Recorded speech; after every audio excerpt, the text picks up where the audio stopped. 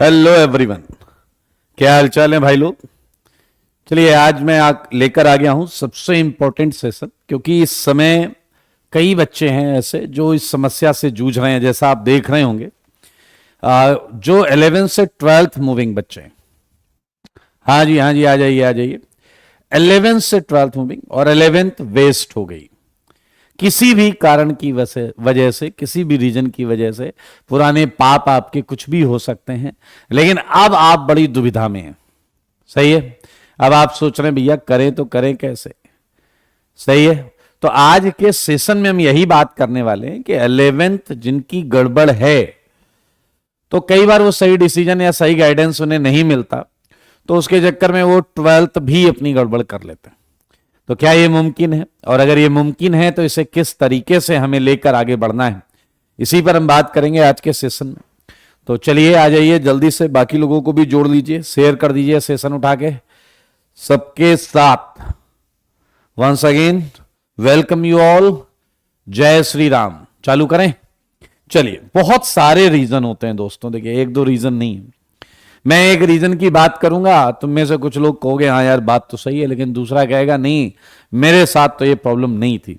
Reason कुछ भी हो, अल्टीमेटली हम यहां बैठे हुए हैं कि हमारी 11th क्लास जो है वो up to the JEE Main और एडवांस के लेवल की नहीं हुई है।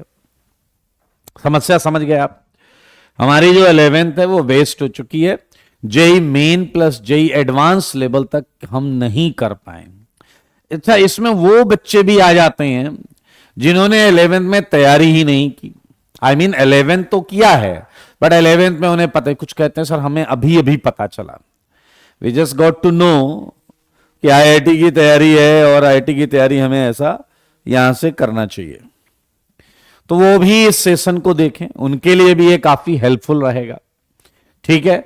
और पहली बात ये देखिए, अगर स्ट्रेटजी बना के प्लानिंग के साथ काम किया जाए, स्मार्ट वर्क किया जाए, तो आप सोचिए आज आप 2024 में हैं, ठीक, और आपको पेपर जो है वो देना है 2025 में जाकर मई में। मैं एडवांस की बात कर रहा हूं। चलो अगर आप मेंस की भी बात कर लें तो आप 2025 जनवरी में, तो आपके पास लगभग ऑलमोस्ट आप देख सकते हैं अच्छा खासा समय है, और ये समय सफिशियंट है कि आप अपने 11th को भी सुधार सकते हैं और उसके बिहाफ पर 12th को भी जबरदस्त कर सकते हैं, और एक रिवीजन करके आप मेंस का पेपर, लिटरली आपको नहीं पता है लेकिन मैं आपको बताता हूं इतना समय है हमारे पास, लेकिन ये समय उसी के लिए सफिशियंट है। हाँ, जो डैश नहीं है। अब आप नए बच्चे कहेंगे सर ये डैश क्या होता है, तो धीरे धीरे आप समझ जाएंगे कि डैश का मतलब क्या है। फिलहाल जो मनुष्य हैं, चलिए मैं ऐसा बोलता हूं, जो डैश नहीं है का मतलब जो मनुष्य हैं, जो सिंसियरली कुछ करना चाहते हैं, जो बच्चे आगे बोल रहे हैं कि सर देखो मेरी प्रेजेंट सिचुएशन ये है। प्रेजेंट सिचुएशन क्या है, इधर से देखते हैं। 11th is not up to the mark. अभी मेरे को भैया 2025 में होने वाला जेई मेंस और एडवांस फोड़ना है। अब आप बताओ करना क्या है, मैं बताने को तैयार हूं, आप करने को तैयार हो जाइए, मामला सॉल्व। लेकिन इसके लिए पूरी एनर्जी के साथ, पूरी पॉजिटिविटी के साथ, इस दौरान आपके आपके मेन इश्यूज ये नहीं होंगे कि मैंने आपको एक प्लानिंग दी, मैंने आपको एक स्ट्रेटजी दी और आपको उसे फॉलो करना है। अरे वो तो आप कर लोगे, लेकिन आपको किन चीजों से बचना है। इस दौरान आपके कहीं ना कोई स्कूल में अगल बगल अड़ोसी पड़ोसी कोई ना कोई ऐसा जरूर होगा जो तैयारी कर रहा होगा, वो आपको क्या, वो आपको डिप्रेस कर रहा होगा। अबे मेरे को तो ये आता है, मेरे 11th में इतने परसेंट, ये वो टेस्ट में मॉक टेस्ट नहीं सुनना है। अरे यार तुम्हें तो तुम्हारी सच्चाई पता है ना, तो तुम्हें टेंशन नहीं लेना, तुम्हें केवल वो चीज फॉलो करनी है जो बताया जाएगा। ठीक है। अच्छा देखिए, ऐसा कोई मैजिक नहीं होने वाला कि 11th पूरा एक साल कहने को होता है। आपकी एक्चुअल जो प्रिपरेशन होती है वो 7 से 8 महीने की होती है। 7 से 8 महीने आपको जो पढ़ाया गया है वो आप 2 महीने 3 महीने में अचानक खत्म नहीं कर सकते। It takes time. अगर आप बहुत सिंसियरली भी करेंगे तो भी 4 से 5 महीने में ये होगा, लेकिन कैसे क्या करना है वो मैं आपको बताऊंगा। ठीक है, तो इसलिए आपको किन चीजों का ध्यान रखना है भैया। प्रॉब्लम नंबर 1 कि हमें सराउंडिंग से प्रभावित नहीं होना है। हमें पता है हमारा ये जो टास्क है ये समय लेगा, और लेकिन एक बार जो ये समय ले रहा है वो हमने समय इसे दे दिया, तो फिर 5 महीने बाद, 6 महीने बाद आपके और वो जो आपके दोस्त हैं जिन्होंने दावा किया हुआ है उनकी 11वीं बढ़िया है, और उनके बराबर आप बल्कि उनसे आगे भी हो सकते हैं, गिवन दैट आपको कंसिस्टेंटली परफॉर्मेंस देनी पड़ेगी, मेहनत करना पड़ेगा, जो भी हम यहां आज बात करेंगे। तो इस बात पर अगर आप तैयार हैं तो हम बिल्कुल कर सकते हैं। चलिए मेरे भाई, जैसे मैं ऑर्गेनिक केमिस्ट्री पढ़ाता हूं तो मैं ऑर्गेनिक केमिस्ट्री से एज ए एग्जांपल स्टार्ट करूंगा, राइट? बिल्कुल टेंशन मत लीजिए मेरे भाई। जैसे यहां पर हमने लिया ओसी, ऑर्गेनिक केमिस्ट्री, ऑर्गेनिक केमिस्ट्री, ठीक है। अब मेरे भाई है क्या कि आपका 12th स्टार्ट हो रहा है, ठीक है। एक है 11th और एक है 12th, और आज हम बैठे हैं और हमारे मतलब हमारे दिमाग में, मस्तिष्क में ये चीज बैठी हुई है कि अब हम कैसे करें, क्या हम कर भी पाएंगे या नहीं। तो ये 12th हम जा रहे हैं करने, अब 11th हमारा अप टू द मार्क नहीं है मेरे भाई। ऑर्गेनिक आपके लिए बहुत इजी है, क्योंकि ऑर्गेनिक में आपको प्रॉब्लम नहीं होने वाली, क्योंकि 11th में ऑर्गेनिक का बहुत कम पोर्शन होता है, बहुत कम पोर्शन होता है मेरे भाई। एक है आईयूपीएसी, एक है जीओसी और एक है आइसोमेरिज्म। मेरी बात को ध्यान से सुनना, ठीक है। अब आपका 11th खराब है, मैंने मान लिया तीनों नहीं आते, मैंने मान लिया आपको तीनों नहीं आते, तो what I am going to suggest you कि आपको कुछ नया नहीं करना है। अगर आप जीओसी पर अच्छी पकड़ बना लें, जीओसी को कर लें, और आइसोमेरिज्म भी बहुत जरा सा, बहुत थोड़ा सा होता है 11th में। अगर आप जीओसी और आइसोमेरिज्म कर लें मेरे भाई, एक और चीज है, 12th का main content full flash speed से एक्चुअली आपका अप्रैल से ही हर जगह स्टार्ट होता है। अप्रैल से 12th स्टार्ट हो जाती है। आज इस जगह जहां हम खड़े हैं यहां से भी 12th स्टार्ट होगी, 12th का चैप्टर पढ़ाया जाएगा, कंटेंट कराया जाएगा, लेकिन वो थोड़ा रिलैक्स मूड में, क्योंकि चैप्टर भी अच्छा होता है इसलिए आराम से कराया जाता है, क्योंकि ये बात दिमाग में ऑलरेडी रखी जाती है कि 11th का जो है वो बच्चे को रिवाइज भी करना होता है, और जिन बच्चों का गड़बड़ है उन्हें पैरेलल में 11th भी करनी होती है। तो मैं आपको सही बताऊं तो टिल अप्रैल आपके पास थोड़ा सा एक्स्ट्रा समय रहेगा, तो जैसे ऑर्गेनिक की बात करें तो ऑर्गेनिक में अगर आप ये 2 चैप्टर कर लेते हैं, जो कि ये तो एक दिन बैठोगे तो ये हो जाएगा एक दिन में। हाँ, इसके लिए आपको 5, 7, 8 लेक्चर्स का पूरा जुगाड़ करना पड़ेगा, उससे हमें करना पड़ेगा, और ये करते ही आप इसका एक रिवीजन भी मार सकते हो, और जाकर आपका जब मेन 12th स्टार्ट हो रहा है तब आप आराम से। और एक और मजेदार बात बताता हूं ऑर्गेनिक में, बहुत मजेदार बात, आपका जो 12th स्टार्ट होगा ना, 12th के स्टार्टिंग के जो चैप्टर्स हैं ऑर्गेनिक केमिस्ट्री में, जो स्टार्टिंग के चैप्टर्स हैं, बहुत मजेदार बात देखना, आप खुश हो जाएंगे, नाचने लगेंगे।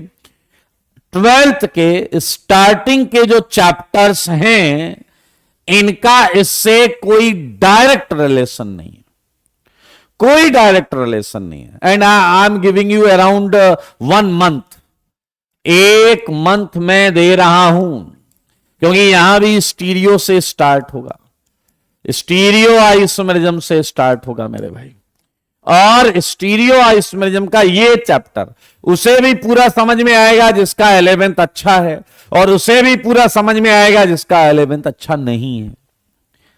तो भाई साहब अब आपको मजे आ गए, ये चैप्टर आपको पूरा सीखने को मिल रहा है, और साथ में आपको स्ट्रेटजी क्या करनी है कि आपको जीओसी का रोज एक लेक्चर देखना है, नोट्स बनाने और थ्योरी कॉपी के क्वेश्चंस करने हैं।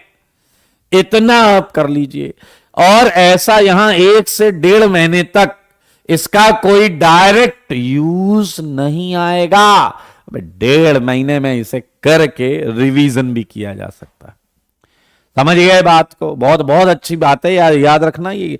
आप बिल्कुल निश्चिंत हो कि 11th बढ़िया है तो भी फुल कॉन्फिडेंस से बैठे, 11 गड़बड़ है तो भी फुल कॉन्फिडेंस से बैठे। समझ में आया? मजा ही मजा आ रहा है भाई साहब पढ़ने में। स्टीरियो आइसोमेरिज्म कोई लेना देना है ही नहीं इस बात का। तो ये बात दिमाग में बैठा लीजिए। और हमारे पास टाइम है, हमारे पास टाइम है। इससे ज्यादा टाइम दूंगा, 1 महीने से भी ज्यादा टाइम दे दूंगा आपको। स्टीरियो जब तक चलेगी तब तक आराम से 11th करो रिवाइज। क्लियर हो गया ये बात? ये बात अपने जहन में बैठा लें। तो मेरे भाई ऑर्गेनिक का मामला तो अपने को समझ में आ गया। अच्छा, दूसरी बात क्या, ऑर्गेनिक में 11th में ज्यादा चैप्टर थे ही नहीं। आइए आगे बढ़ते हैं और बात करते हैं अदर सब्जेक्ट्स की। तो मेरे भाई जो रेस्ट ऑफ द सब्जेक्ट्स हैं, इसमें भी सबसे ज्यादा आपको मैथ्स एंड फिजिक्स में ध्यान देना है। Maths, physics, physical chemistry and inorganic chemistry. देखिए मेरा जो सब्जेक्ट था उसमें मैंने डिटेल में आपको बताया, यहां मैं आपको आइडिया देने वाला हूं और उस तरीके से ही आपको काम करना है। 11th एंड 12th, ठीक है। आप कृपया अपने जो भी आपको एडुकेटर्स पढ़ा रहे हैं या पढ़ा रहे थे उनसे प्लीज आप ये जरूर बात कर लें कि सर जी मैथ्स में या फिजिक्स में या फिजिकल में या इनऑर्गेनिक में हमारी ये स्थिति है, और उनसे ध्यान से सुनना क्या बोल रहा हूं मैं, उनसे 12th में जो चैप्टर स्टार्ट हो रहा है, ठीक है, उस चैप्टर में क्या वो इंडिपेंडेंट है? जैसा ऑर्गेनिक वाला इंडिपेंडेंट है, अगर इंडिपेंडेंट है तो भी पूछ लेना, डिपेंडेंट है तो भी पूछ लेना। और मेरे भाई 11th के कौन से चैप्टर, देखो सारे नहीं होंगे, स्पेशली मैथ्स फिजिक्स की बात करें तो सारे आपका 11th बर्बाद है। आपकी 11th की मैथ्स अच्छी नहीं है, अगर आपकी 11th की फिजिक्स अच्छी नहीं है, इनफैक्ट फिजिकल केमिस्ट्री अच्छी नहीं है, तो भैया ये टाइम लेगा। ये 1 हफ्ते 2 हफ्ते की चीज नहीं है, लेकिन पहले 1 हफ्ते 2 हफ्ते 3 हफ्ते या 1 महीने में हम उन चैप्टर्स को टारगेट करें, कुछ सेलेक्टिव चैप्टर्स लेंगे। कैसे? सेलेक्टिव चैप्टर्स जिनका या तो डायरेक्ट यूज होने वाला है स्टार्टिंग चैप्टर से, या फिर डायरेक्ट यूज नहीं होने वाला है तो अगले चैप्टर में यूज होने वाला है। बहुत क्रिस्टल क्लियर तरीके से आपको सेलेक्टेड चैप्टर्स जो होंगे वो आपको सर लोग ही बताएंगे, जो भी आपके फिजिकल के, इनऑर्गेनिक के, मैथ्स के, फिजिक्स से। और आपको भी एक आइडिया होता है, अगर ये पता चल जाए कि 12th कहां से स्टार्ट हो रहा है तो प्लीज खुद की भी प्लानिंग करना है। आगे बढ़कर आपको भी अपनी बात रखनी होती है। भैया देखो आप पूछोगे नहीं, आप बोलोगे नहीं, टीचर मान लेगा आपका सब बढ़िया चल रहा है, तो आपको अपनी बात रखनी है। आपको बताना है कि सर देखो सिचुएशन ऐसी, और देखो अगर कंपटीशन क्रैक करना चाहते हो तो पहली बात ईमानदार बनिए, ऑनेस्टी दिखाइए, बोलिए इस बात को कि सर मेरी ये समस्या है। अभी यहां पर जैसे हम सेशन लेकर आए 11th वेस्ट, आप इस बात को ध्यान से सुनिए, समझिए आप किस केस में लाई करते हैं और बिल्कुल बात करिए। और जैसे देखिए मुझे अगर मैं अपनी बुद्धि लगाऊं तो आपको कम से कम मोल कॉन्सेप्ट हुआ, सही है, मोल कॉन्सेप्ट पूरा आना चाहिए, इक्विवेलेंट कॉन्सेप्ट इसी में आ जाता है, केमिकल इक्विलिब्रियम, ये सारी चीजें, ठीक है। इनऑर्गेनिक केमिस्ट्री में मेरे ख्याल से केमिकल बॉन्डिंग बहुत ज्यादा इंपॉर्टेंट है, लेकिन फिर भी अभी जैसे आज से हम इस प्लेटफॉर्म पे जो क्लासेस स्टार्ट कर रहे हैं उसमें हम बिल्कुल ये जरूर बताएंगे आपको कि आपको साइड में 11th का रिवीजन कैसे करना है। जैसे 2 बैच, एक और अच्छी चीज है कि इस समय पर कई जगह पर ऐसे बैचेस भी होते हैं जैसे जिसमें 11th का भी रिवीजन होता है। जैसे IIT स्कूल के इस प्लेटफॉर्म पर हमने एक बैच स्टार्ट किया है जिसमें हम 11th से स्टार्ट करेंगे। 11th से स्टार्ट करेंगे मतलब जो बात मैंने अभी भी बताई है ना, बताई है ना कि ये जो है ये कर लेंगे तो मजा आ जाएगा आपको। अच्छा, ये इसलिए जैसे ऑर्गेनिक में हम यहां से इसलिए करा रहे हैं कि कुछ लोग एकदम साइकोलॉजिकली अपने आप को प्रेशर लेकर रखते हैं, परेशान करके रखते हैं। 11th में जैसे इन चैप्टर्स का डायरेक्ट यूज नहीं होने वाला, लेकिन प्रॉब्लम क्या है कि आपका दिमाग कहता है अरे 11th की ये जो चीजें हैं ये हमारी तो बिल्कुल भी नहीं हुई हैं, तो हम ये आपको बढ़िया रिवाइज कराएंगे। तो ऐसे कई ऑप्शंस आपको मिल जाते हैं जिसमें मैथ्स में भी, फिजिक्स में भी, फिजिकल, ऑर्गेनिक, इनऑर्गेनिक, जिसमें 11th के टॉपिक आपको करा दिए जाते हैं। क्योंकि भैया देखो है क्या, 12th पढ़ाने का मतलब है टीचर को 12th तुम्हें समझाना भी तो है। जो टॉपिक स्टार्ट हुआ है वो टीचर को ऐसा थोड़ा स्टार्ट कर दिया लेके आगे बढ़े जा रहे हैं, आपको सिखाना भी है। तो टीचर भी कई बार इस समय 11th से 12th मूविंग में ये बात समझ में ध्यान में रखता है कि बच्चे को फला टॉपिक आना चाहिए। तो अक्सर देखिएगा कई बार की बैच टॉपिक स्टार्ट होने से पहले, चैप्टर स्टार्ट होने से पहले टीचर आपको बोल देता है कि भैया फला चैप्टर का इसमें यूज होगा या फला चैप्टर का यूज नहीं होगा। तो आप कहीं ना कहीं चीजों को लेकर अपडेट हो जाते हैं। अगर आपने पहले पढ़ा है तो घर जाकर उसका एक शॉर्ट स्वीट रिवीजन कर लीजिए तो आप कंफर्टेबल हो जाते हैं। तो ये बात याद रखिएगा, एंड ये बहुत मुमकिन है, कोई गोल मटोल बात नहीं है। मैंने पिछले कई सालों में ये देखा है, अरे भाई साहब कई बच्चे तो ऐसे होते हैं जो डिसाइड ये करते हैं कि हम 12th से आईआईटी की तैयारी चालू करें। कई ऐसे होते हैं किसी ना किसी रीजन की वजह से वो 11th में या तो तैयारी चालू नहीं कर पाते या चालू कर लेते हैं। तो मामला ऐसा होता है, कैसा, जैसा अपन यहां बात कर रहे हैं, ये 11th not up to the mark. देखो भैया ये 11th वेस्ट का मतलब समझना, 11th वेस्ट का मतलब ऐसा नहीं कि 11th में तुमने कुछ पढ़ा तो वो काम नहीं आएगा। मतलब ये है कि 11th में तुमने तमीज से नहीं पढ़ा या 11th में तुमने तैयारी जो है वो आपकी हुई नहीं, आपने ज्वाइन ही नहीं किया, आपका कुछ ना कुछ इश्यू होगा। तो भाई साहब ऐसा मैंने पास्ट टाइम में बहुत देखा है। जो सिंसियर बच्चा इनफैक्ट यहां पर अभी भी प्लानिंग के साथ स्टार्ट करता है तो वो 12th बोर्ड के साथ बढ़िया रिजल्ट लेकर आता है। एक और मजेदार बात बताता हूं, मोस्टली ये देखा गया है कि रिजल्ट आईआईटी का या किसी भी कंपटीशन का जो 12th बेसिस के साथ हो रहा है, रिजल्ट बढ़िया 12th के साथ आता है। समझ में आया कि नहीं है, हाँ या ना? तो इसलिए इसकी टेंशन मत लेना कि ये नहीं हो सकता है।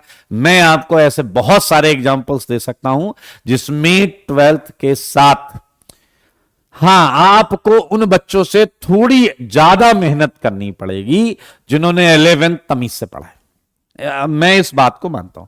और याद रखना, एक और तुम लोग रोना रोते हो बहुत बड़ा वाला बताऊं कि भैया टेस्ट हुआ, कोई टेस्ट हुआ। अब टेस्ट का जो सिलेबस है, सिलेबस में आया 11th प्लस 12th। मान लेते हैं 11th का 80% था, 12th का 20% था।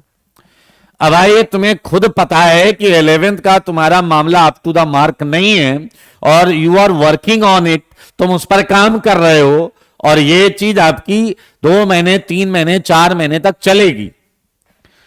अब आप ऐसे या तो टेस्ट अटेम्प्ट करते हैं तो क्लियर है ना यार, यहां तुम स्कोर नहीं करने वाले, क्योंकि कॉन्फिडेंस ही नहीं है, पढ़ाई नहीं है, पूरा ही नहीं हुआ। अब आप अपने नंबर देख के रोते हो। अरे यार, जो सत्य है उसमें कैसा, सत्य से परेशान होने की आवश्यकता नहीं, ये तो क्लियर है ना यार। हां, परेशान होने की तब आवश्यकता है जब तुमने ये सब कवर कर लिया है और फिर नंबर नहीं आ रहे, फिर टेंशन लेने की बात है। लेकिन इस बात को अपने मिच्योरली अपने दिमाग में रखें। और देखिए, आपने कोई टेस्ट दिया, मान लीजिए आपने 100 नंबर का टेस्ट दिया, 100 मार्क्स का पेपर दिया फॉर एग्जाम्पल, और आपको 20 नंबर का ही उसमें पढ़ा हुआ था, 20 नंबर का ही आपका पढ़ा हुआ आया, and you are scoring 15 marks. तो आप देख रहे हैं 15 नंबर आए 100 में, यहीं आप गधे बन जाते हो। ये नहीं देखना है, एक्चुअली 15 नंबर आए आपके 20 में, 75% नंबर हैं, नाचो गाओ खुशियां मनाओ। समझ में आया या नहीं आया? आप 20 में 15 स्कोर कर रहे हैं यार। 80 तो हमने पढ़ा ही नहीं था। पूरे साल हमेशा बेवजह अपने बाल नोचने, सर के बाल नोचने का कोई लॉजिक नहीं है। अगर आप ये देख रहे हैं तो आप अपने आप को हमेशा वहां से कंपेयर करिए, आकलन करिए कि तुम्हें आता कितने का था इस पेपर में। और ये होगा स्पेशली उनके साथ जिनका 11th up to the mark नहीं है। तुम शुरुआत के 2-3 टेस्ट में अपने नंबर देखोगे और देखोगे टोटल में से, और फिर फैल जाओगे। अच्छा, और मान लो तुम में से कोई एक दो समझदार है, तुम नहीं देख रहे, तुम्हारे घर वालों को कहानी भी नहीं पता पूरी, तुम्हारे पेरेंट्स देख रहे, अरे तेरे 100 में 15 नंबर आए डैश कहीं के।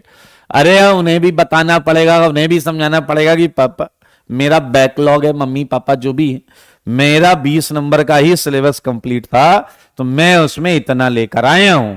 लेकिन ये नहीं कि तुम 2, 3, 4, 5 महीने बाद यही गाना गा रहे हो, 20 में 18, 20 में 20 आ गए, तुम नाच रहे हो, पापा से गिफ्ट की डिमांड कर रहे हो कि मेरे तो 20 में 20 100। अरे भैया 2 महीने बाद तो तुम्हारा ज्यादा पढ़ा हुआ होगा ना, ज्यादा पढ़ा हुआ होगा ना। हाँ, 40 नंबर का तुम्हारा पढ़ा हुआ आया, ये वाज स्कोरिंग 35, अगेन खुश होने की बात है। अरे भाई हमें मेन पेपर जो है वो देना है कब? 2025 में। धीरे धीरे बढ़ना है, धीरे धीरे मार्क्स को बढ़ाना है। पीछे लगे रहा हद से गुजर जाना। हद से क्या गुजरोगे गधे, 100 से ज्यादा नंबर थोड़े ले आओगे। भाई साहब मान लीजिए 75 का आपने पढ़ा, आपके 60 मार्क्स आ गए, खुश रहो ना यार। ये 60% नहीं है, मैथ्स आती होगी इतनी, ये 100 में 60 नहीं है, 75 में 60। तो एक इस जगह मैं चाहूंगा कि आप मिच्योरली बिहेव करें।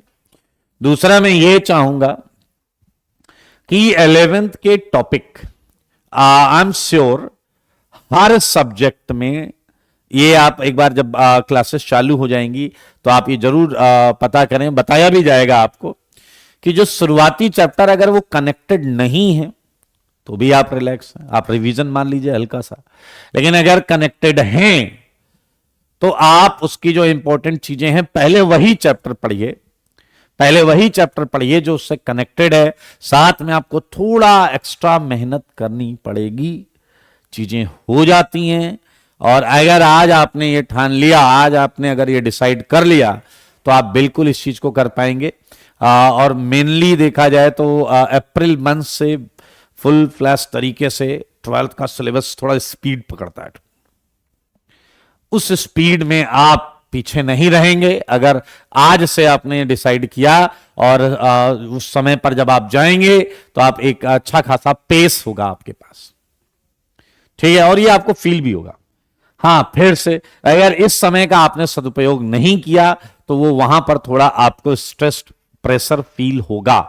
क्योंकि देखिए एक सिंपल सी बात है, अभी जीओसी जैसे मैंने कहा बहुत डायरेक्ट इन्वॉल्व नहीं होगा, लेकिन जैसे ही स्टीरियो खत्म होके रिएक्शन मैकेनिज्म स्टार्ट होगा 12th में, reaction mechanism you know that मजेदार चैप्टर है वो, और वहां पर तो फिर ये लगेगा, वहां पर तो जीओसी की चीजें लगेंगी। और फिर आपकी जो है वो हालत इस बात पर डिपेंड करेगी कि अभी आपने मेहनत की है या नहीं की है। क्लियर? मामला समझ में आया? तो पहले कुछ पॉइंट्स जो हमने कंक्लूड किए हैं उस पर बात करेंगे। पहली बात तो ये कि ये भरोसा आपको होना चाहिए ये पूरा सेशन देखकर कि इस स्थिति से भी बढ़िया रिजल्ट लाया जा सकता है। पहली बात ये बिलीफ होना चाहिए आपको। ये भरोसा ही नहीं है तो आपके मेहनत करने का, मेरे मेहनत करने का कोई फायदा नहीं होगा। ये बिलीफ लाइए। और मैं आपको कोई मीठी गोली नहीं दे रहा हूं, ऐसा हुआ है, बहुत बच्चों ने किया है। हाँ, लेकिन याद रखना बहुत अच्छे सिंसियर बच्चे, जो सिंसियर जो करना चाहते हैं, उन्होंने किया और हुआ भी है। वो आईआईटी में रैंक लाए हैं, उनका रिजल्ट बढ़िया आया है, आपका भी आ सकता है। इसलिए पहले ये बिलीफ रखिए कि हो जाएगा, करने की आवश्यकता हो तो जाएगा। एक दूसरी बात, अब करना क्या है, इस समय को कैसे यूज करना है, इसमें आपको क्या करना है कि जो चैप्टर्स आपके 12th के स्टार्ट हो रहे हैं, अगर आप 12th आपके यहां पर डायरेक्ट स्टार्ट किया जा रहा है तो आपको ये जरूर कनेक्शन पता होना चाहिए कि 11th के किस चैप्टर की रिक्वायरमेंट या तो तुरंत आने वाली है या 20-25 दिन बाद या अगले 1-1.5 महीने में आने वाली है। उन चैप्टर्स पर आप काम करना चालू करें। एक तरफ से मत पढ़ना पहले चैप्टर 1, चैप्टर 2, चैप्टर 3। अरे भैया आना चैप्टर 4, जो पढ़ाया जा रहा है वो डिपेंडेंट है चैप्टर 4 का। और ये आप बस प्रयास करेंगे तो आपको बिल्कुल ये गाइडेंस मिल जाएगा, बता दिया जाएगा कि कहां से आपको पहले क्या करना चाहिए। ठीक है। तीसरी बात जो मैं बताना चाहता हूं वो ये है कि अपने आप को जज आप केवल उसी सेगमेंट से करें जिस पर आपने मेहनत की है, जिस पे आपने हार्डवर्क किया है। मैं आज की डेट में कोई ऑर्गेनिक का पेपर करूं तो उसमें जो मार्क्स आएंगे उससे मैं अपने आप को जज करूंगा। मैं कोई मैथ्स का पेपर अटेम्प्ट करके और उसके मार्क्स से अपने आप को जज करूं तो ये बिल्कुल सही नहीं होगा, क्योंकि मैंने वहां मेहनत ही नहीं की है। समझ में आया कि नहीं आया? तो आपने अगर 40% या मान लीजिए टेस्ट सिलेबस में आपके 4 चैप्टर आ रहे थे, आप 2 ही पढ़ के गए और उस 2 चैप्टर से 10 क्वेश्चन है, 10 में आपने 9 बना दिए, 10 के 10 बना दिए। अरे खुशियां मनाओ ना यार, बी स्मार्ट। लोग बोलेंगे इतने % नंबर इसके तो इतने ही आए, इसके तो इतने ही आए। अरे बोलने दो, बोलने दो, बोलने दो। वे आगे चलकर यही बोलेंगे इसके तो इतने आते थे, आज इतना अच्छा रिजल्ट कैसे आ गया।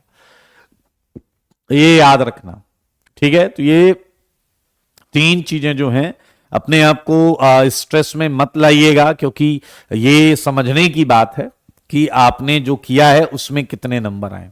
तुम गए, तुम पेपर में एक क्वेश्चन करके आए, वो सही हो गया, अरे तुमने बाकी नहीं किया, तो ये तुम्हारी रेस बनती है। लेकिन जो आता है उसमें नंबर ना आए तो दुखी होना बनता है, चिंता करना बनता है, विचार करना बनता है। उस पर विचार करेंगे और ये अच्छी खासी जर्नी है।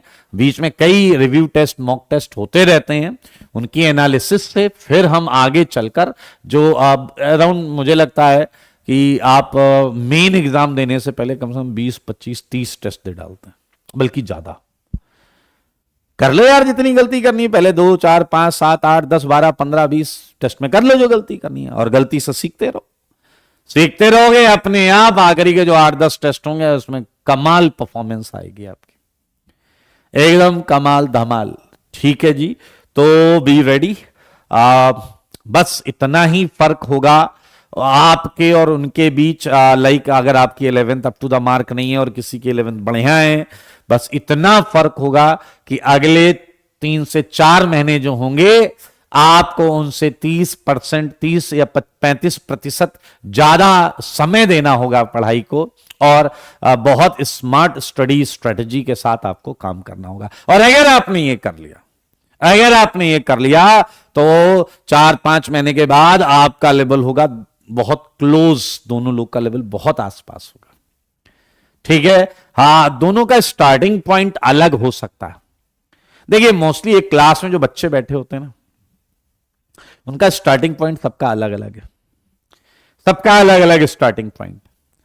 लेकिन जब पढ़ाया जाने लगा और चीजें सीखने लगे आप, तो अब फाइनल पॉइंट कहां होगा आपका, ये आपकी खुद की मेहनत और फोकस और कंसंट्रेशन पर डिपेंड करता है।